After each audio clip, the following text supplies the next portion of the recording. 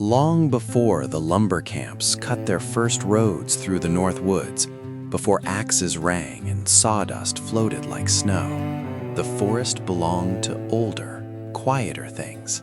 Among them was the Hugag. The Hugag was born wrong, or so the forest animals whispered. Its legs grew thick and straight as fence posts, with no joints at all. Where other creatures bent and folded themselves into sleep, the Hugag could only stand. From the moment it was old enough to rest, it learned the rule that would govern its entire life: never leave the trees. As a young Hugag, it tried once to sleep without leaning. It lasted only a few heartbeats before tipping sideways and crashing to the ground. The fall did not kill it, but the pain taught a lasting lesson.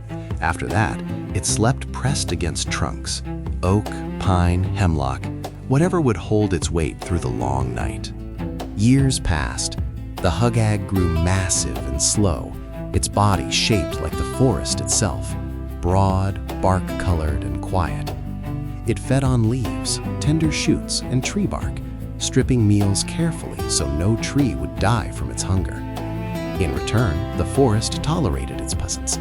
Some trees even seemed to lean back, as if understanding what the Hugag needed. But need is not the same as comfort. Each morning, the Hugag woke stiff and aching. Its legs never rested. Its back bore the grooves of 100 different trunks. It watched deer curl into the grass, bears vanish into dens, and birds tuck their heads beneath wings. More than anything, the Hugag wanted to lie down, to feel the earth support it the way the trees did. When humans came, the forest changed. Lumberjacks cut the strongest trees first. The Hugag learned to move deeper where axes did not sing. Men sometimes glimpsed its tall shape leaning in the dusk and told stories to explain it away. They said it was cursed. They said it punished men who slept too long.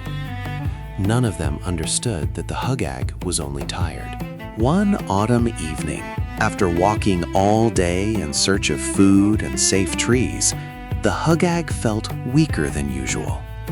The trunks it leaned against creaked and bowed. One snapped with a sharp crack, sending the Hugag lurching forward.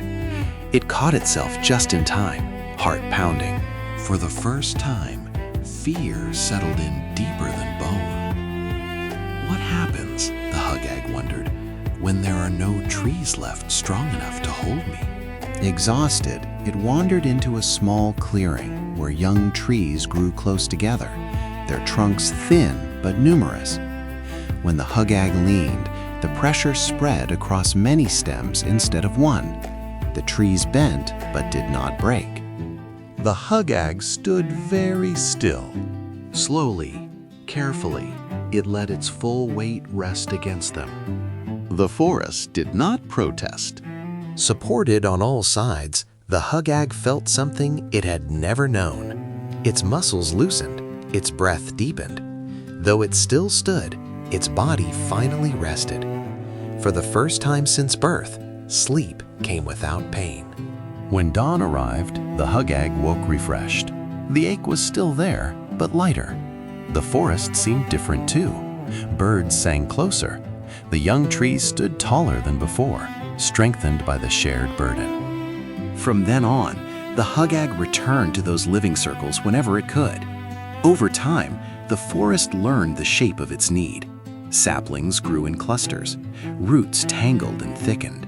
The woods adapted, quietly making room for a creature that could never lie down.